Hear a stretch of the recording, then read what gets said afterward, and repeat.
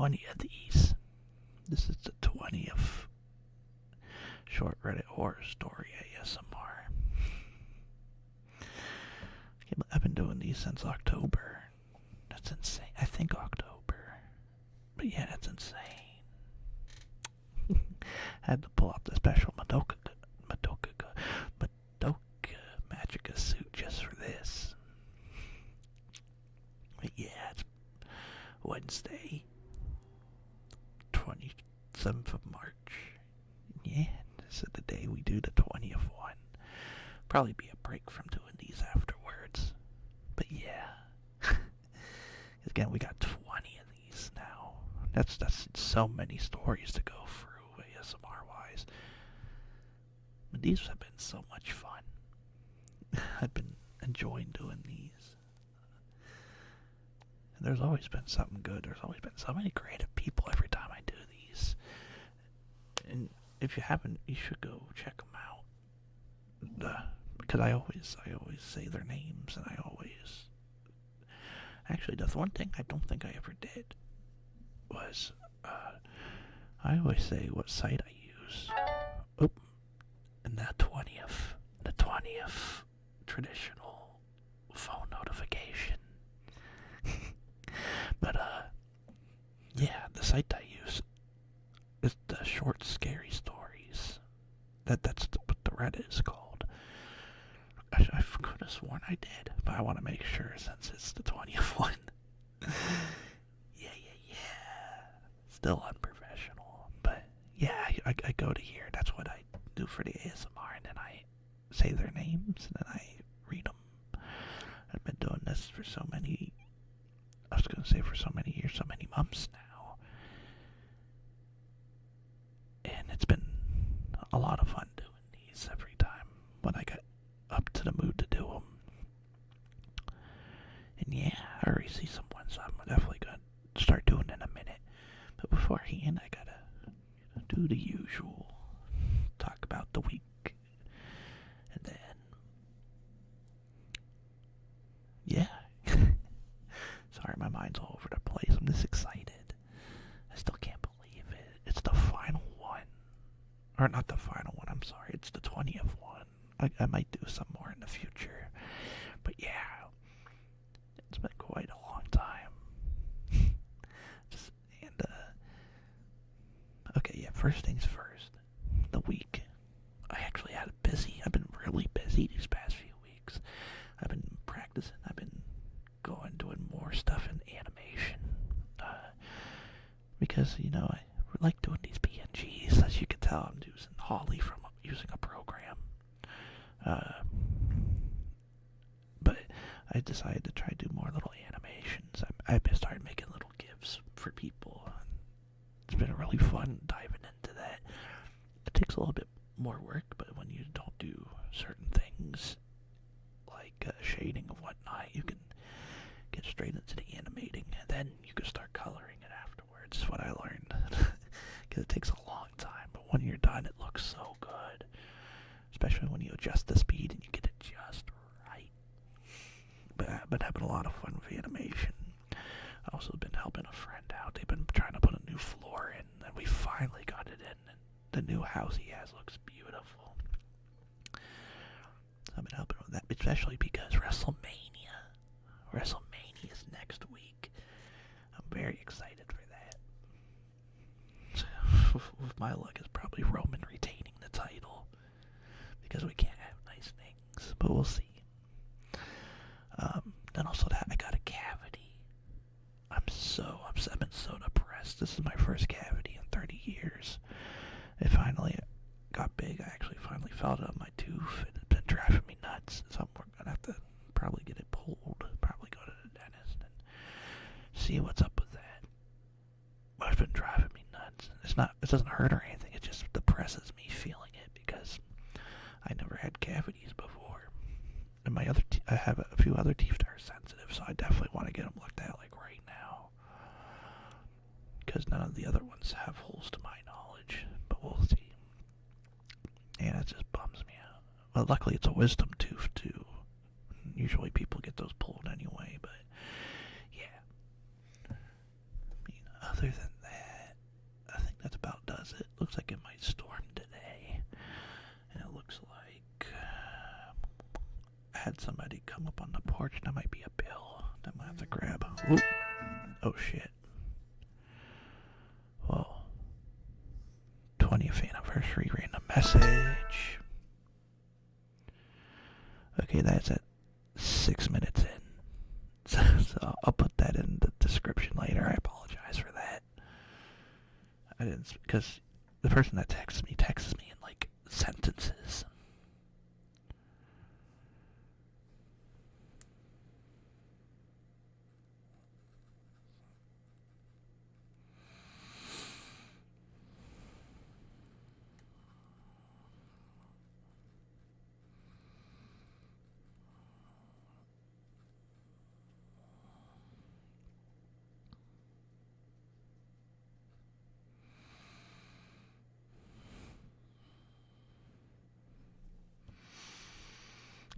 Alright, now it's just, my bad, I was texting.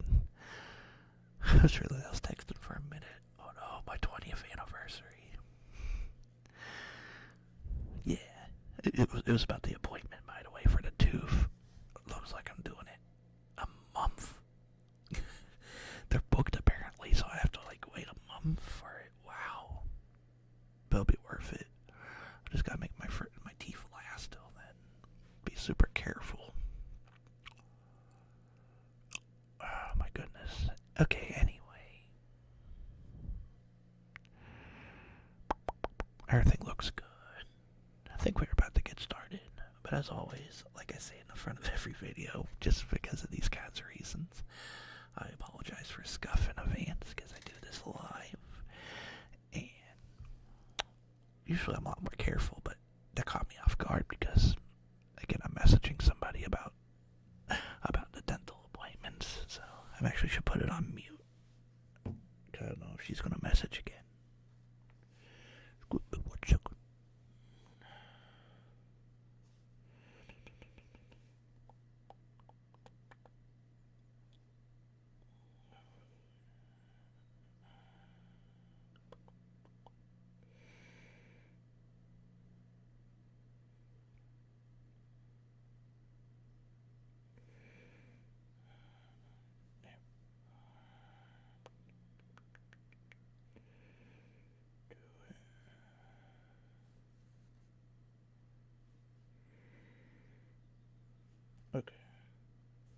Okay, that should do it.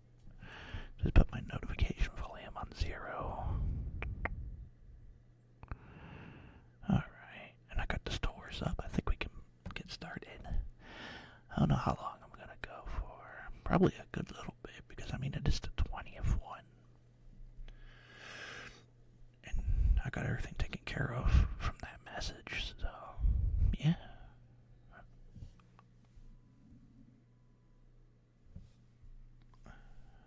Let's see. Yeah, this is the one. Right off the bat.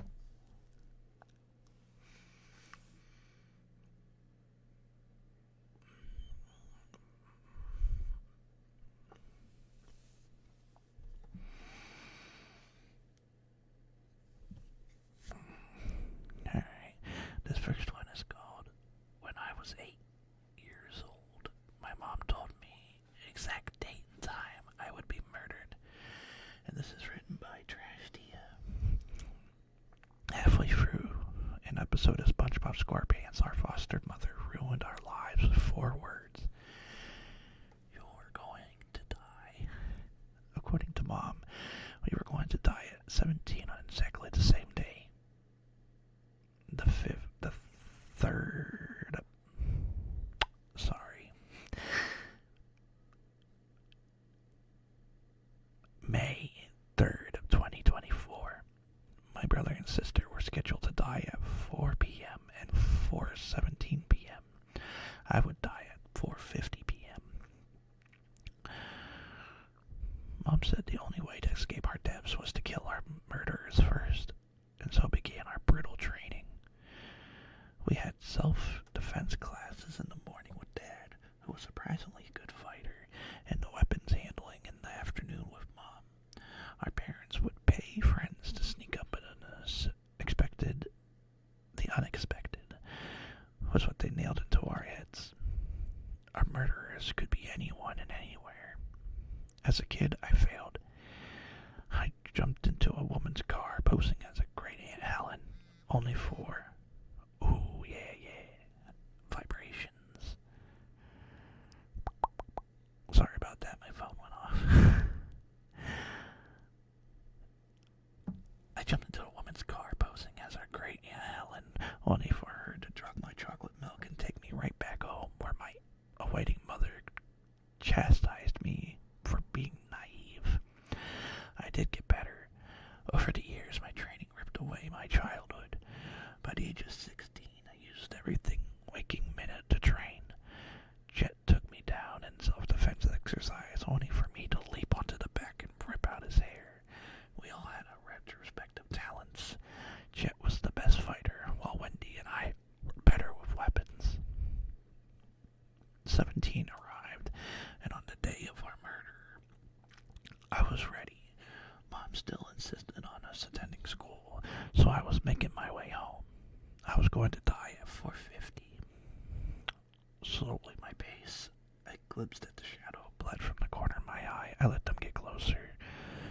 Closer. This was it. Poppy. The man's voice tingled at the back of my neck.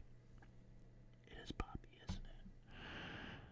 I felt almost intoxicated, excited at the idea of taking down my killer. Twisting around, my hands were already wrapped around the butt of my gun, just like Mom taught me. With one shot, he was dead. In his pocket, a phone, and me and my siblings. I killed him.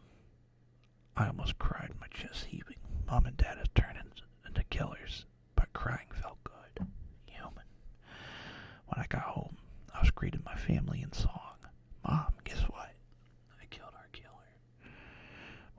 Only to step in seeping scarlet stenching across the marble hallway, in front of me with my sister's body, twisted and mangled out of shape. Mom was standing with Jet's headless torso over her shoulder, a wide smile across her lips, polluted eyes resembling nothing staring back. A single glance at the clock on the wall told me it was 4:49 p.m., which couldn't be right. Mom. Dropping my backpack, I ducked to grab the blade and nested in my socket before something cold and cruel sliced across my throat. Dad. What did I say? Dad chuckled in my ear. Expect the unexpected.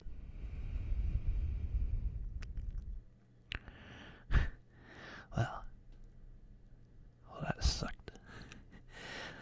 Not the story, but it sucked because it was the parents all along. It sucks to be them. The story was good.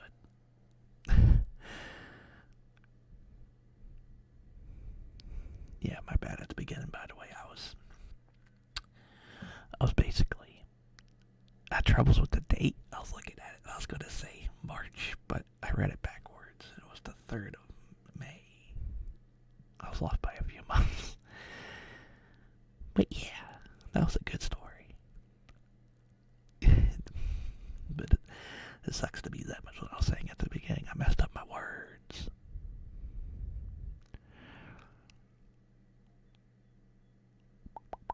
It kind of reminds me of Craven from Spider-Man.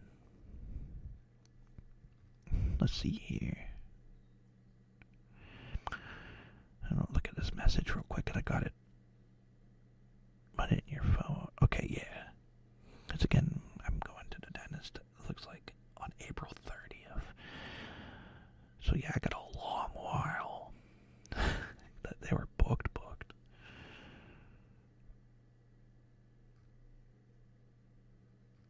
I don't want to see how many days that is.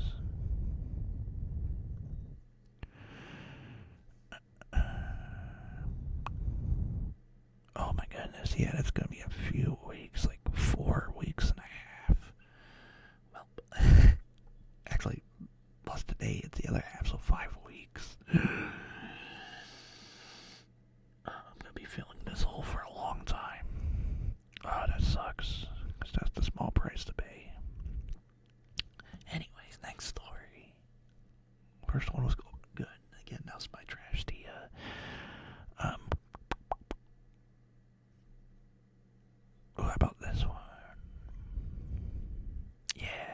This is He Picked the Wrong House to Break Into. And this is by K.G. Lewis. He picked up the wrong house to break into. The sound of breaking glass startled me awake. Did you hear that? My wife Sheila asked. Yeah, I replied. It sounded like it came from downstairs. I swung my legs out of bed and got to my feet. What are you doing here? Sheila asked. Downstairs to see what's going on, I said. I don't think that's a good idea, she said. There could be somebody down there. We lived in an affluent gated community with regular security patrols. A robber was the last thing on my mind. Sleep depraved mind. But now that Sheila has brought it up, it was all that I could think about. Let's call the police, she suggested. Go ahead, I said, but I'm not going to just sit back and let somebody run off of our stuff. I walked over to my dresser and opened up a top drawer and pulled out the small metal case that was hidden beneath my socks. You're going to get yourself hurt, Sheila warned as I opened the case and pulled out my pistol. I'm not the one that's going to get hurt. That was a promise. I walked over to the bedroom door and listened to make sure there was nobody in the hall before I opened the door. Lock this behind me and then call the police, I instructed as I crept out of the bedroom, holding my pistol at the ready. I waited until I heard the lock click behind me before slowly making my way down the hall and to the stairwell. Before I could descend the steps, there was blood-curdling yell that scared the shit out of me and almost caused me to drop the pistol. What the fuck was that? Help me, a man cried out. From the tone of his voice, I could tell that he was in extreme pain. I froze in place, not knowing what to do. Oh my God, it's killing me. The man continued to cry out for help until his voice became an incoherent gurgle. I stood on the steps for several minutes, awaiting to see if he would call out again. When he didn't, I descended the steps. The scene that greeted me when I entered the living room was a nightmare. There was blood everywhere. It was splattered all over the furniture and the walls and the ceiling. It was everywhere. Lying on the floor in the center of all was a mangled body of a man. Something had torn him apart. I surveyed the scene, keeping my pistol at the ready. That's when I noticed that the urn on the top of the fireplace has been knocked over. The ashes that were once inside of it were in a pile on the floor. The ashes belonged to Sheila's Pomeranian, who has passed away a few months ago. Leading away from the ashes and directly to the body of the man was a series of bloody dog prints. Ooh, what a good boy. That was a nice story. The dog came back to life and killed the man. Yeah, that was a fun one. But that was, he picked the wrong house to break into, and that was by K.G. Lewis. I think I said it at the beginning, but I want to make sure. Hey, we already at number 20. Yeah, we are. Hi, summertime, hello. Yeah. I can't believe it. It feels like I barely did any, but we're at 20. Yeah. Been insane. There've been a lot of good stories in these 20 years, in these 20 streams that I've done of these. But yeah, welcome in. Hope you are having a great day.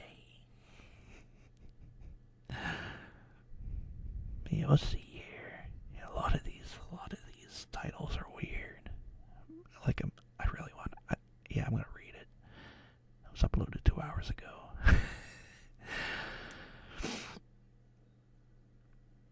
Because I read stuff by him before. Okay, this is I Used to Be a Lamp.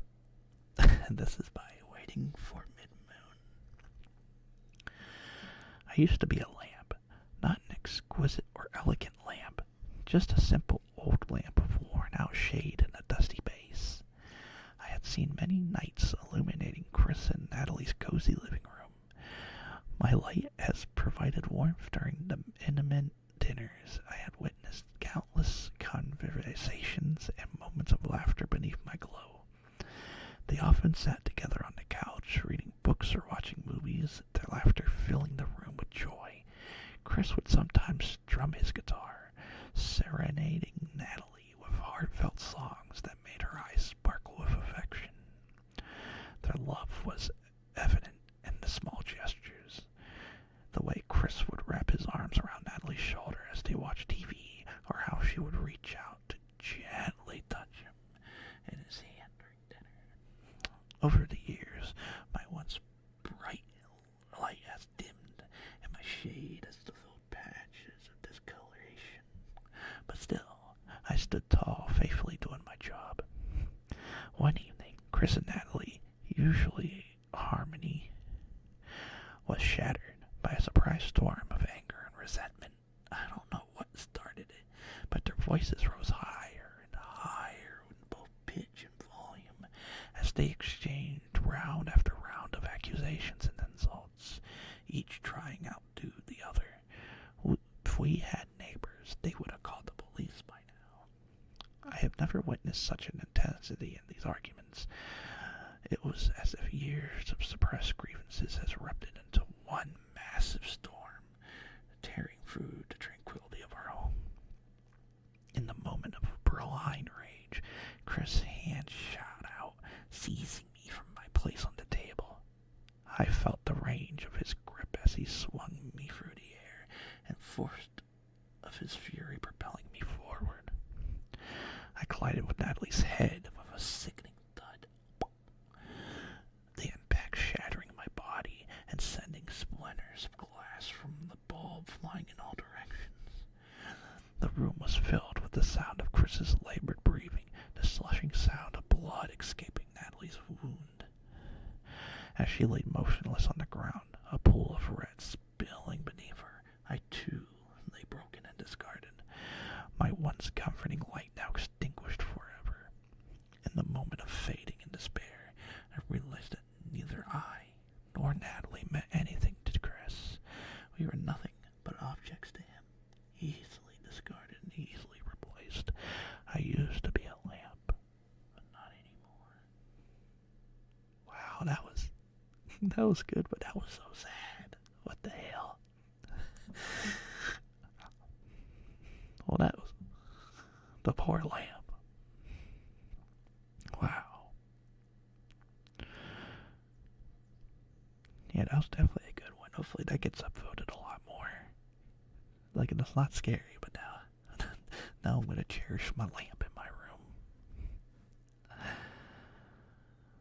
Let's see here. What's next? Ooh. Here's one. I suffered a near fatal injury to my neck. And this is written by Forgotten Well. Forgotten Well does a lot of good ones. Make sure my screen doesn't fall asleep. There we go. It was after sundown. I was having a beer on my porch. Whatever it was, it hit me like a truck. I don't even remember calling the ambulance or a ride to the ER. I'm laying on my hospital bed. They managed to plug the holes in my neck. The bandage itches like hell. I feel horrible, like there's bugs crawling under my skin, like my blood is boiling. I'm so thirsty. I've never been so thirsty. I tried to get my nurse's attention. She's busy yammering to another nurse about how she was all night and how she's 23 hours into the 24-hour shift. I slammed the help button over and over. You need something, honey? I feel horrible. Something's wrong inside me. Well, you lost a lot of blood, mister. You'll be better soon. She points to the blood bag. The blood transfusing into my arm is a captivating deep red. It hypnotizes me. All I can think about is this blood. I feel like I'm dying. The doctor enters the room. Finally, someone who'd listen to me. He looks at my cart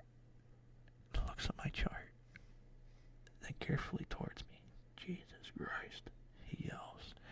The nurse runs over. What's wrong? The doctor rips the IV out of my arm. This patient's blood is type A. You gave him type B.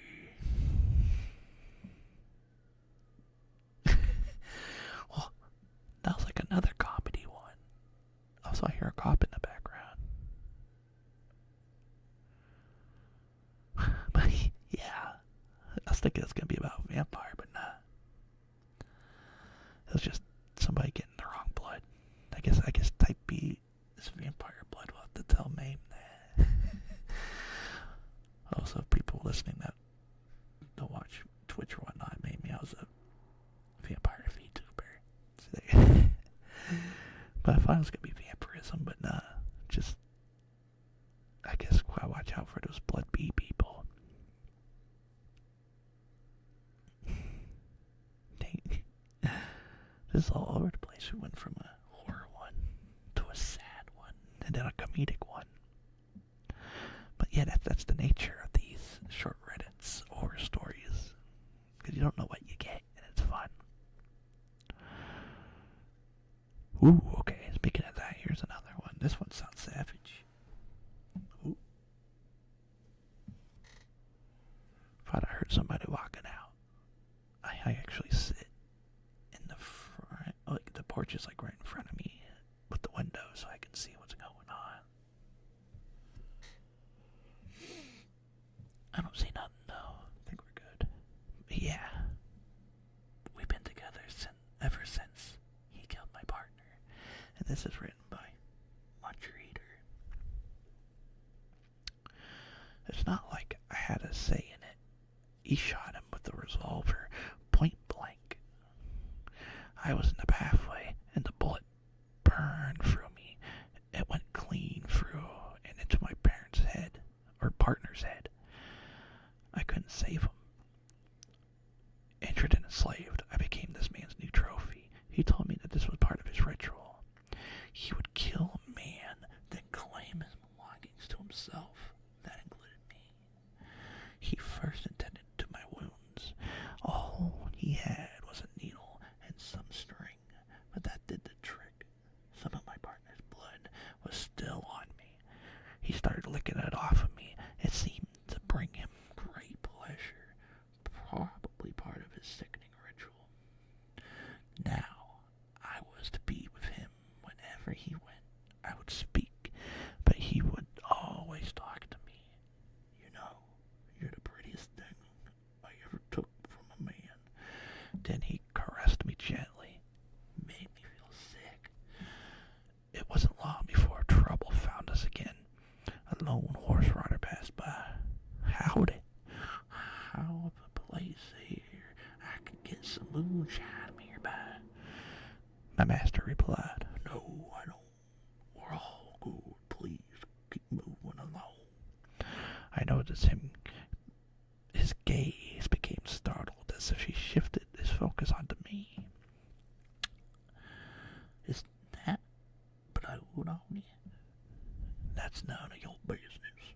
Now I say move it along, my master yelled.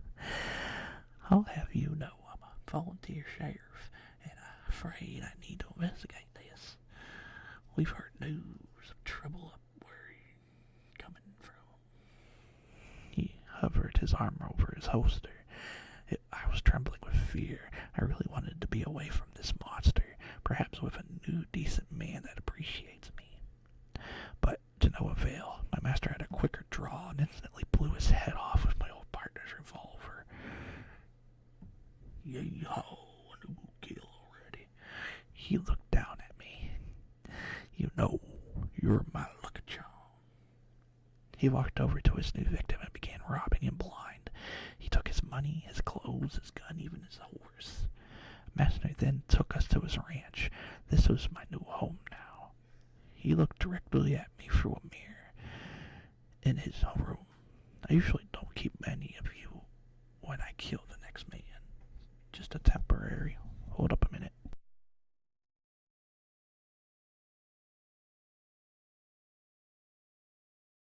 Okay, we're good. Just a temporary item for me until I soothe my urges with the next poor soul I face. My ritual is a ritual, however, and now we have to equip that sheriff's gun, use his horse, and wear his shirt. He took me off and hung me off the hanger on the wall. He put the latest victim's clothes and sucked the blood off the fabric. He stared at me while doing so. But you, I can never let you go. You're my lucky shirt. You see, I was thinking there for a minute. I thought we were actually a gun at one point, but I guess we were the shirt. Yeah, that was a fun one. My bad, I think somebody was at the sink, so I thought they were gonna knock on the door or something, but we're good. Yeah. And I lost my accent at the end. Oh no, I dropped character. That's okay. But yeah, I don't think I would like being sucked on either. Let's see. Ooh, this one got a booted good about 2 days ago. Maybe we'll do that one. I gotta be careful too, because sometimes, again, I say this like a few times already, but get these like ads, and they don't show them as an ad, it shows them as a story. So yeah, I gotta be careful not clicking ads. But oh, okay, yeah, we'll do this one.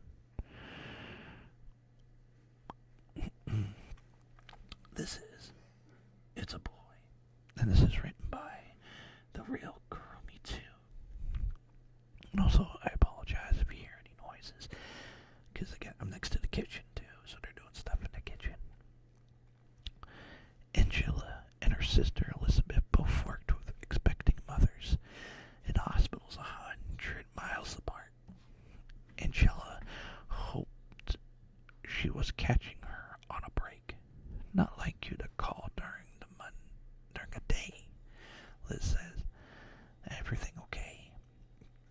"I'm okay. Is there a place you can talk in private?" Hang on, sure. Cool. Found an empty office. What's going on? Anything strange about your new mother's coming in, like in the past few days? Funny you should mention it. The last 10 or so first ultrasounds have been boys. Even before that, a lot of boys. What are the chances? We're joking that it must have been something in the water. I don't think it's the water, Angela. We have more patients here, and I checked the past 47. We had 46 boys and one mom of a girl. But I checking in late. Week 18. Jeez, is something happening? I think it already happened. You still have that you still have that ski house. We were thinking of renting it off season. Need some work for that. We'll rent it from you. In fact, you should come up with us today. You're making me worried. You know, most parts of the world where the Sultans have 10 wives and there's a shortage of the rest of the men, and I know it's not the only reason, but those men get radicalized. What do you think will happen here, if not a fluke? And in about 10 months, we just stopped delivering baby girls. Liz paused. Oh, shit. Yeah, but people aren't going to find out then. They're starting to figure it out now. Just like we are. Then when are we leaving? Right now. Call Daryl. Take the kids out to school. Pack as much as you can. Get food, matches, batteries, and go up there. I'll do the same and meet you there. Daryl gonna wanna bring his gun. I know it. That's a good idea. He'll know what to do. I gotta go tell my lead. No, just leave. You can call in later or not. Oh God. Angela's heard a distant gunshot and told herself, no, this is just a regular Boston stuff. It's not the end of the world yet. She was not too late. See you at the house, Liz. Keep your phone. Don't forget your charger. I love you. Bye.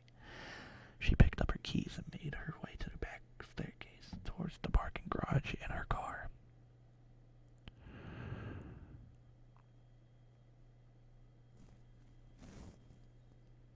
Yeah, I guess that's it.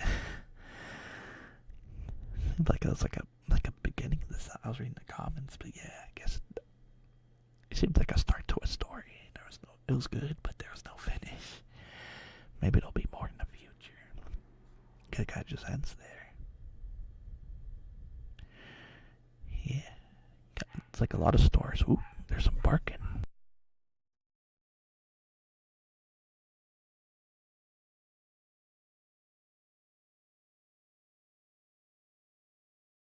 Don't know why she's barking. It's a little chihuahua in the house. Definitely not my chihuahua. It barks at like everything. I don't like how much it barks. But yeah, that was a good one. Hopefully there's more in the future.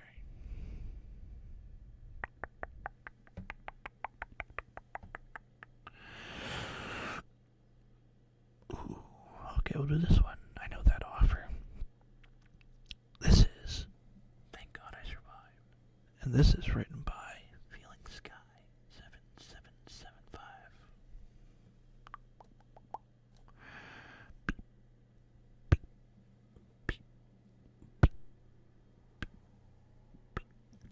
I awoke drowsily at the sound of a monitor screaming at me. My head was pounding. I glanced down, noticing a number of sticky patches placed over my chest.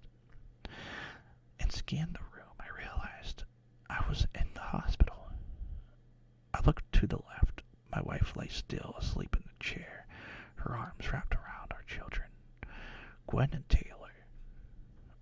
Tyler, our miracle twin babies. It took me 3 years of trying. They just turned 18 months. 2 under 2. That saying existed for some reason. The haze wears off and recollection begins. My heart drops. I remember now, a moment of weakness. The little red pills, so many of them.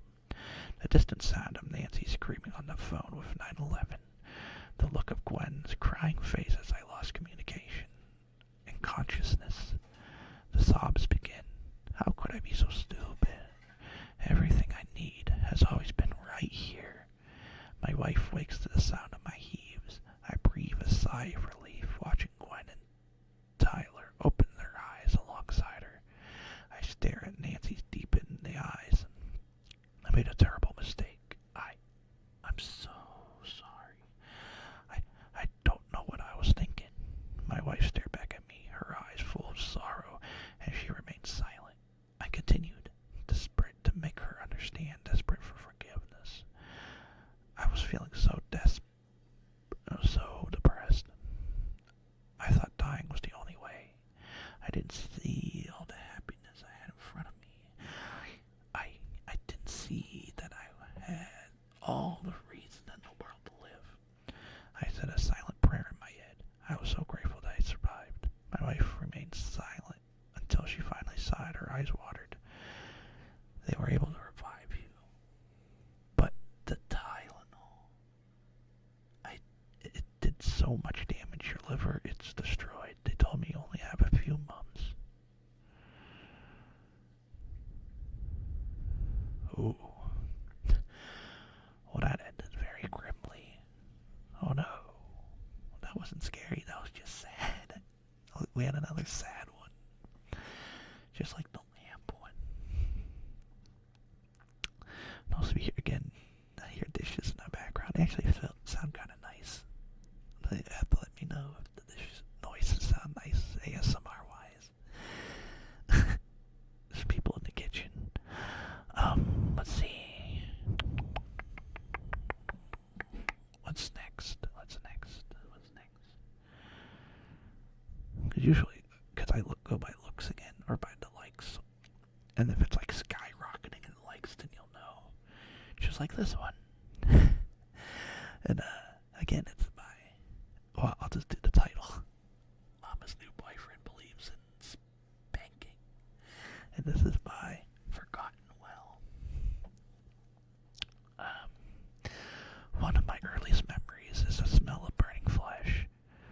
While I was helping Mama cook spaghetti, I tried to pick up the hot stove coil. When I didn't scream, Mama knew something was wrong. It turns out I have a rare disorder called congenital insensitivity to pain and anhidrosis, which is a lot of big words that mean I cannot feel pain. Mom cried at the hospital when I got the diagnosis, not because I was different, but because she didn't realize it sooner. You never cried as a baby. I thought it was a blessing.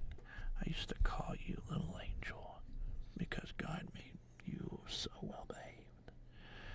I told her, as long as we stick together, we have nothing to worry about. We didn't worry for many years until Mama met Angus. Being a single mother is tough. Mama wanted to help around the house, and I think she was a little desperate, so she settled for Angus. Being a single mother is tough. Mama wanted to help around the house, and I think she was... I reread that, I'm sorry. Angus would hop from job to job like he was playing hopscotch, and he drank like a fish.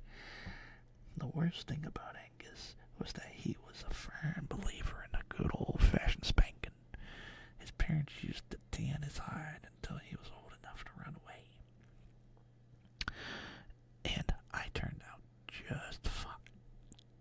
And anytime I misbehaved, Angus took his belt and whooped my big son.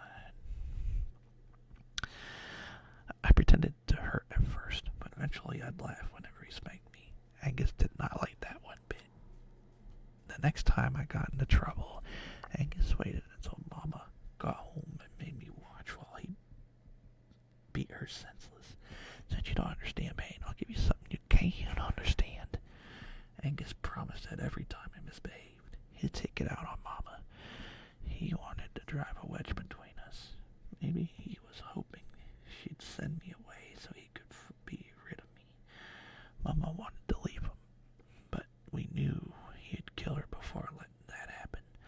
Instead, we decided to get rid of him. One day, we poured his vodka down the drain and filled the bottle with Everclear. Angus got back from work and poured himself a vodka and orange juice.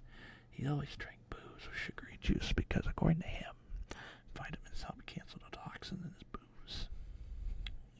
He quickly had 4 mixed drinks. Like always, one for the booze was much more potent. He passed out like a truck hit him. Mama and I discussed the terrible ways we could do him in, but I came up with the best plan. I'll just pinch his nose and mouth shut. Don't he deserve the worst? No, I said. Wanted to be painless just like me. Mama liked that. Killing him was easy as pie, and it took like he would drink himself stupid. Now it's just me and Mama again, only she doesn't call me her little angel anymore.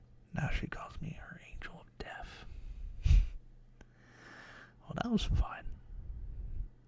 It didn't seem like him not feeling pain really did anything to the story, because they just killed him at the end, other than it leading up to him doing it painless, just like him lying. I don't know, but that was a fun one. That was a good job. Good job.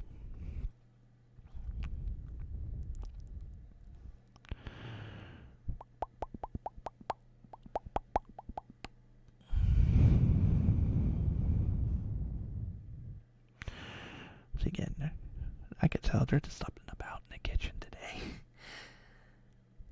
I wonder what they're making. They better share with me whatever they're making. They probably aren't.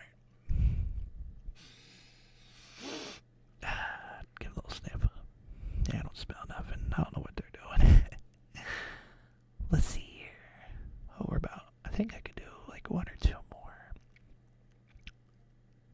We'll see, because again, I don't want them to be too loud while I'm doing this. And I gotta do a few more, because again, it's the 20th one, so. Let's see. Because a lot of these are at 0. They've been up there for like a few days. Of course, I wouldn't do things by legs, but I want to be careful, especially if I'm reading these on a video.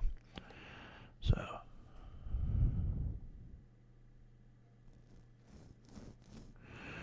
Okay, yeah, maybe this one. Yeah, this is. I've tried to be a good mom. Why does my stepdaughter hate me so much?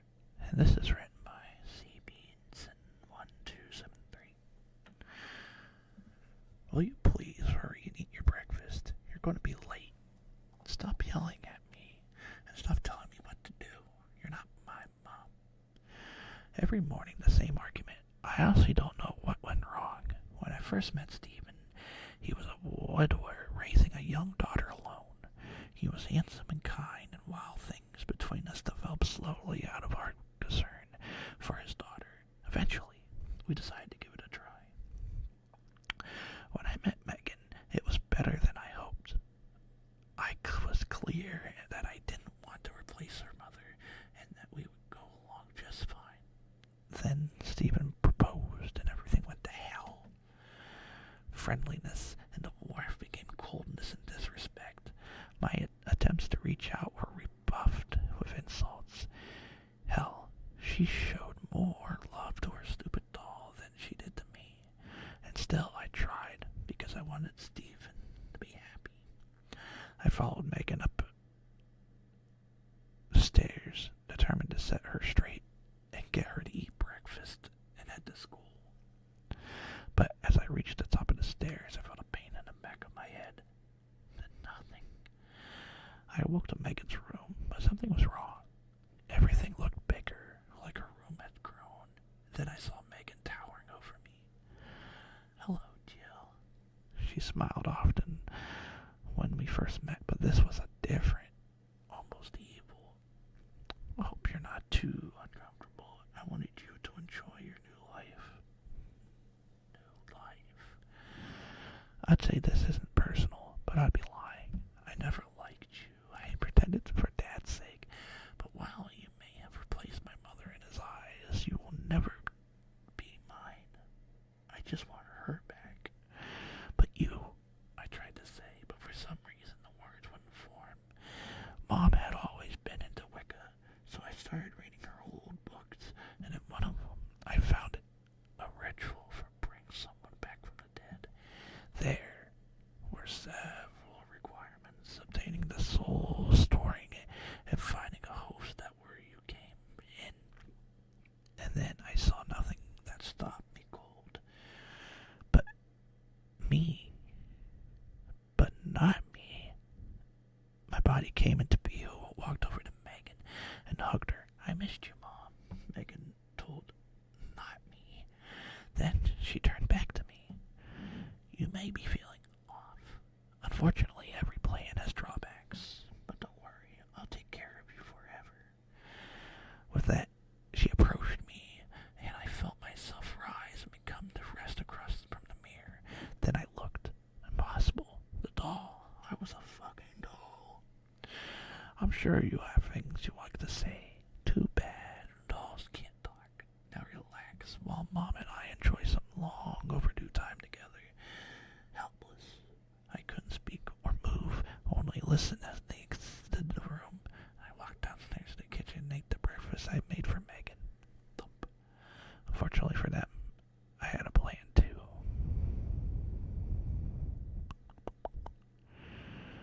Well, that was a wild one.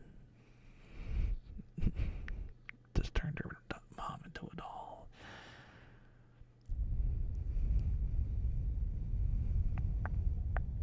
Looking at the time.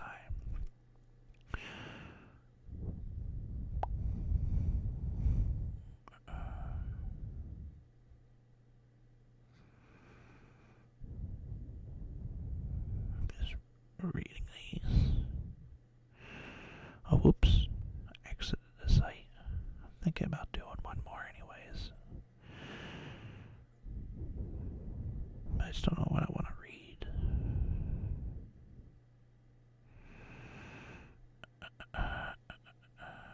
Oh, by the way, a lot of these were spaced out. That's why I keep forgetting to bring up. They did such a good job spacing them out. Like, it's so nice to read. Some of the ones I've been reading. Okay, we'll do this one. I think this will be the last one. Yeah. Alright. Oh, I gotta stretch. Yeah. Then afterwards, I'm gonna get something to drink for sure.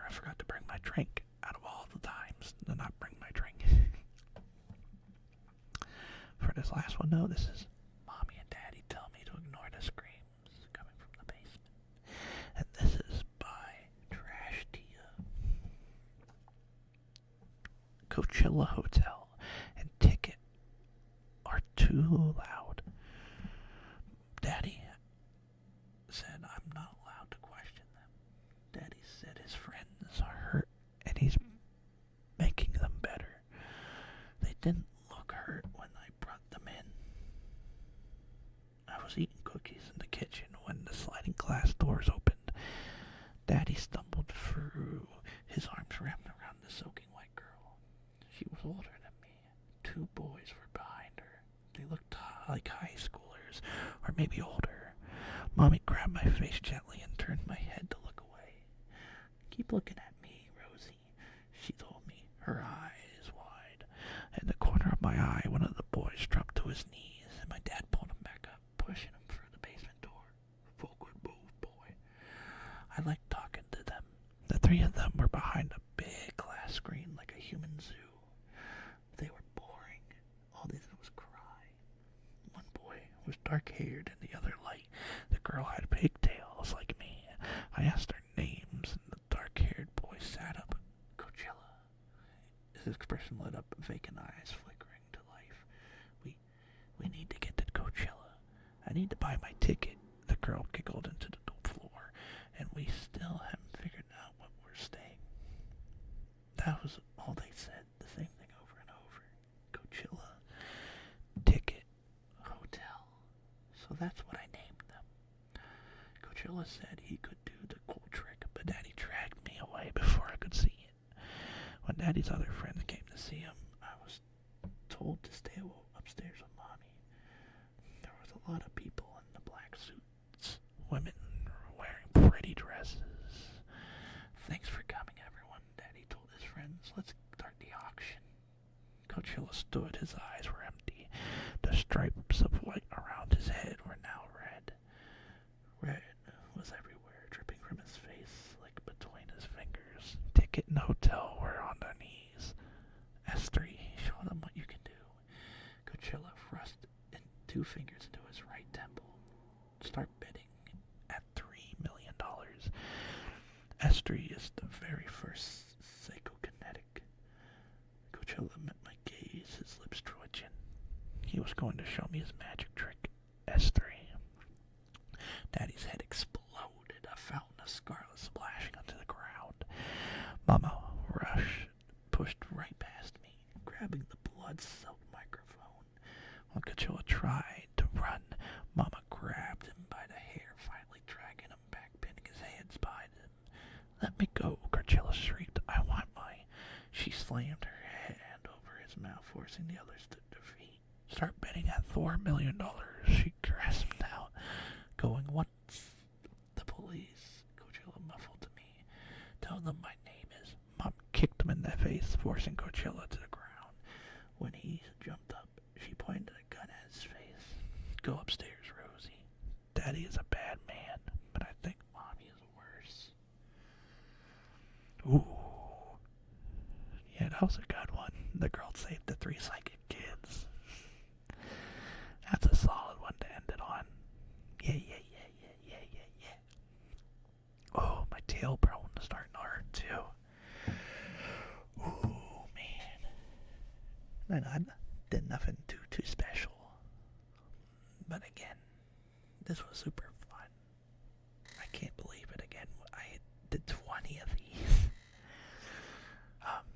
Again, I definitely want to take a break from doing these ones for a while.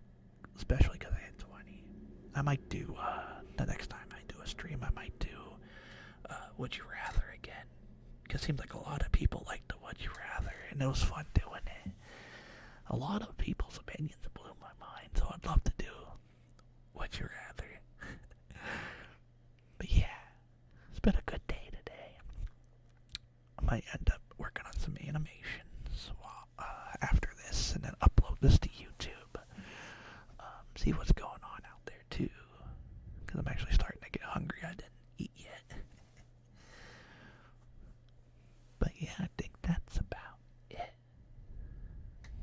To everyone that showed up, thank you so much for celebrating this with me. And if anyone's still listening and they haven't fallen asleep yet, just know after all 20